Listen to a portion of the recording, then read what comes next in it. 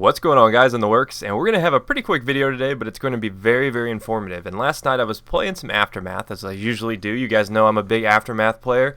If there's one thing that I don't like about these maps is they don't really play super well on 64-player servers, high-ticket servers. It's just really difficult because what you often get is standoffs. Standoffs like this, you get a lot of grenade spam, you get a lot of bipods. Like right now, that guy's bipoded down, and I have no idea where he's at, and I know as soon as I revive those guys, he's going to laser beam me with his PKP, and that will be the end of the day for me, and my teammates will also die, so I don't revive them, in case you were wondering. I'd already done it a handful of times, and the same thing had happened, so it's really difficult to pick people out of the environment still on a lot of these, and this MCOM in particular is one that always seems to give teams problems. If you don't get it right away, it can actually be really tricksy to get. Well, I'm going to show you guys one of my strategies for getting this MCOM. It's not groundbreaking. It's not groundbreaking by any means, but it works, and I don't see a lot of people using it. And if you're with a squad who's communicating, this can be actually really effective. You see my squad has already went ahead without me, but basically you've got to take the risk of running through the Forbidden Zone. And through here is actually a pretty big risk because they do spawn back here. I can't tell you the number of times I've come through here unprepared and I've gotten shot in the back as I bunny hop through here. But oftentimes when I run through there, I don't shoot anyone. I go straight for this house because this house is a crucial vantage point. Especially when you're getting owned like our team was, you've got to push hard. I get up here, I clear out a couple of people, but as soon as they realize you're up here, you see the first thing to come, grenade spam. I mean, that tends to be the thing these days.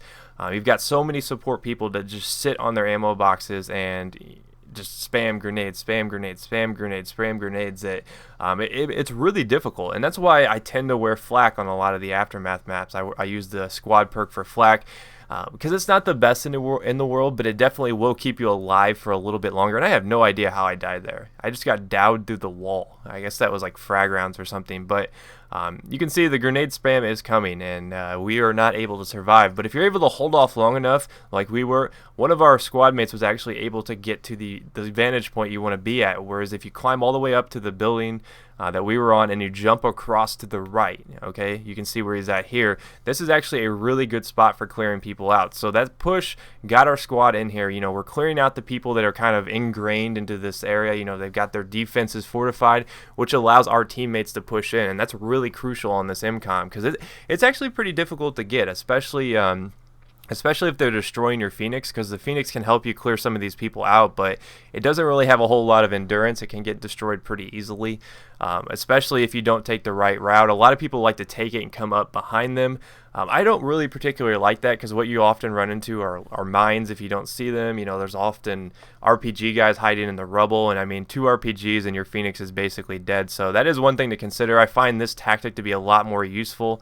Especially since, like I said, you can get over on these roofs, you can get over there and clear out some of the people and make it a lot easier on your team. And I don't know what's going on there. That guy is like a Frankenstein body. He keeps coming back to life. But this is actually a pretty useful tactic. We were getting our stuff pushed in pretty hard last night until our squad mates were like, okay, let's focus here. Let's push through. We will get these guys. All we've got to do is get our squad in there and we will be good to go.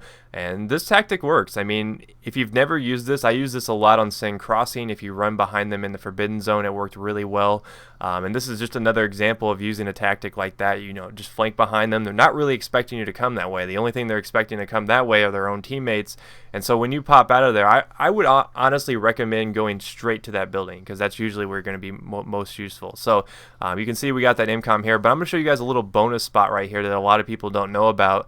On this next set of MCOMs, this is actually a really good one because, like I said, this can turn into another grenade spam fest. You can see you've got a really good line of sight right here to look over this wall and actually pick people off. I don't get a ton of people here just because so many of them are bipoded down facing this direction that it made it kind of difficult for me to really do much. But if you're on some lower player count servers, this is actually a really awesome spot. So hopefully you guys did enjoy this video. I was playing last night with this and I was like, man, this would make an awesome video because a lot of people have trouble with these first 2 sets of MCOMs, and this is a good way to clear people out who tend to get very campy. I think this is the anti-camper method. But if you missed my other videos, here's a chance to catch up, and I'll see you guys next time. Peace.